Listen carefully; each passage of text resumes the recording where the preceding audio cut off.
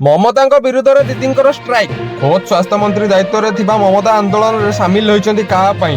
କଲିକତାରେ ଯେଉଁ ଡାକ୍ତର ଦୁଷ୍କର୍ମ ଘଟଣା ଘଟିଥିଲା, ନୈତିକତା ଦୃଷ୍ଟିରୁ ସରକାର କାର୍ଯ୍ୟାନୁଷ୍ଠାନ ଗ୍ରହଣ କରିବା କଥା, ହେଲେ ସରକାର ସେମିତି କରୁନାହାନ୍ତି।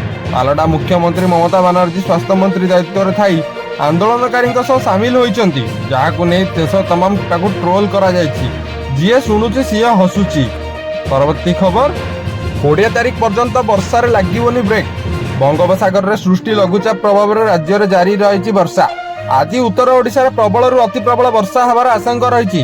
ବାଲେଶ୍ୱର, ଭଦ୍ରକ, ମୟୂରଭଞ୍ଜ ଓ କେନ୍ଦୁଝର ଜିଲ୍ଲା ପାଇଁ ଅରେଞ୍ଜ ୱାର୍ଣ୍ଣିଂ ଜାରି କରାଯାଇଛି। ସେହିପରି ସୁନ୍ଦରଗଡ଼, ଦେବଗଡ଼, ଝାରସୁଗୁଡ଼ା, ସମ୍ବଲପୁର, ବରଗଡ଼, ସୋନପୁର, ବୌଦ୍ଧ, ବଲାଙ୍ଗୀର ଓ ନୂଆପଡ଼ାରେ ପ୍ରବଳ ବର୍ଷା ପାଇଁ ୟେଲୋ ୱାର୍ଣ୍ଣିଂ ଜାରି ହୋଇଛି। 20 ତାରିଖ ପର୍ଯ୍ୟନ୍ତ ପ୍ରବଳ ବର୍ଷା ହେବାକୁ ଥିବାରୁ ସତର୍କତା ରହିବାକୁ 14 ଜିଲ୍ଲାପାଳଙ୍କୁ ନିର୍ଦ୍ଦେଶ ଦେଇଛନ୍ତି ଏସ୍ଆର୍ଆର୍ସି। ଅନୁଗୁଳ, ବରଗଡ଼, ବାଲେଶ୍ୱର, ଭଦ୍ରକ, କଟକ, ଢେଙ୍କାନାଳ, ଦେବଗଡ଼, ଜଗତସିଂହପୁର, ଝାରସୁଗୁଡ଼ା, କେନ୍ଦ୍ରାପଡ଼ା, କେନ୍ଦୁଝର, ମୟୂରଭଞ୍ଜ, ସମ୍ବଲପୁର ଓ ସୁନ୍ଦରଗଡ଼ ଜିଲ୍ଲାରେ ଜିଲ୍ଲାପାଳଙ୍କୁ ସତର୍କ କରାଯାଇଛି।